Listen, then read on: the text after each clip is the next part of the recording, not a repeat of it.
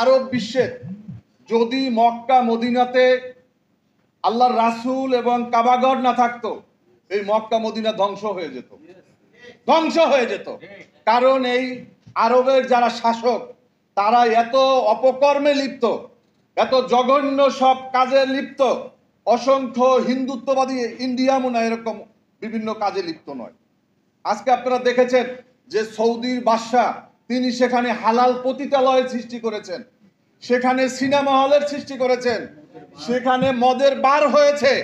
এগুলা তো মক্কা মদিনায় আমরা দেখতে চাই না।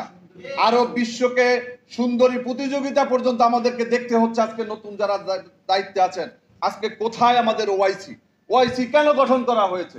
ওআইসির কাজ কি? আরব লীগের কাজ কি? আজকে জাতিসংঘ নামক এই জাতিসংঘ নিয়ে কথা বলার কিছু নাই। কারণ এই জাতিসংঘ সৃষ্টি করা হয়েছে আমেরিকার স্বার্থ সিদ্ধি করার জন্য, আমেরিকার প্রেসক্রিপশন বাস্তবায়ন করার জন্য। যার কারণে এই আমাদের জাতিসংঘের কাছে কোনো আবেদন নেই। কিন্তু আরব বিশ্বের যারা আছেন তাদেরকে বলবো, আজকে যদি আপনারা এখনো এই আমেরিকার পা চাটেন, তাহলে আজকে মুসলমানদেরকে এরকম মার খেয়ে যেতে হবে। যেমন বছরের পর বছর, যুগের পর যুগ এই কাশ্মীর জ্বলছে, আজকে ফিলিস্তিনের মানুষ মারা যাচ্ছে, তারপরও আপনাদের মানবিকতা জাগ্রত হবে না। আপনারা শুধুমাত্র এই আল্লাহ এবং আল্লাহ রাসূলের এই অবস্থানের কারণে আজকে আপনাদের কাছে এখানে মানুষ যায়।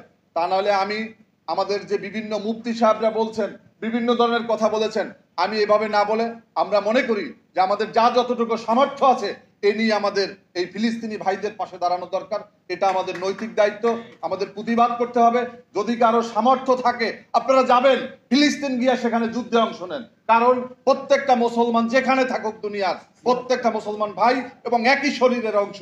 এই একই শরীরের অংশ মনে করে আমাদেরকে তাদের পাশে দাঁড়াতে হবে।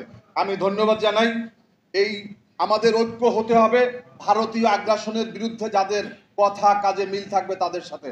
যারা আওয়ামী লীগের নিষিদ্ধ চায়, যারা আওয়ামী লীগের বাংলাদেশে রাজনীতি করার কোনো অধিকার নাই, এই কথায় যারা বিশ্বাস করে তাদের সাথে আমাদের ঐক্য হবে।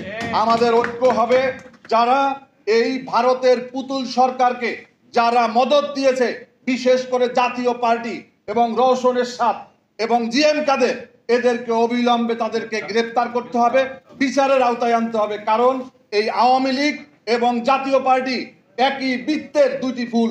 আওয়ামী লীগের 15 বছরের দুঃশাসনের জন্য আওয়ামী লীগ এবং জাতীয় পার্টি দায়ী।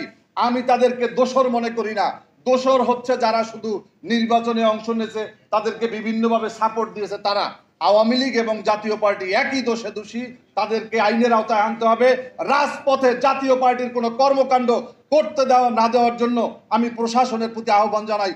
আওয়ামী লীগ যেমন রাস্তায় নামতে পারবে না, জাতীয় পার্টিও রাজপথে কোনো কর্মসূচি করার কোনো অধিকার নাই।